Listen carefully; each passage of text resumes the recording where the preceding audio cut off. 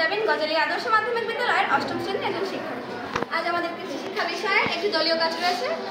দলীয় কাজটি হলো পলিব্যাগে চারা তৈরির ধাপসমূহ। 1. প্রয়োজনীয় সামগ্রী সংগ্রহ। নির্দিষ্ট আকার ও পুরুত্বের ছিদ্রযুক্ত পলিথিনের ব্যাগ সংগ্রহ করতে হবে। দোআঁশ মাটি, গোবর সার, বালু এবং বীজ বা চারা সংগ্রহ করে রাখতে হবে। 2. মাটি তৈরি। মাটি, সার ও বালু মিশিয়ে মিশ্রণ তৈরি করতে হবে। 3. পলিব্যাগ প্রস্তুত। পলিব্যাগে পানি নিষ্কাশন ও বায়ু চলাচলের জন্য নিচের দিকে নির্দিষ্ট সংখ্যক ছিদ্র নিশ্চিত করতে হবে। প্রস্তুত করা মাটির মিশ্রণ পলিব্যাগে ভরে দিতে হবে।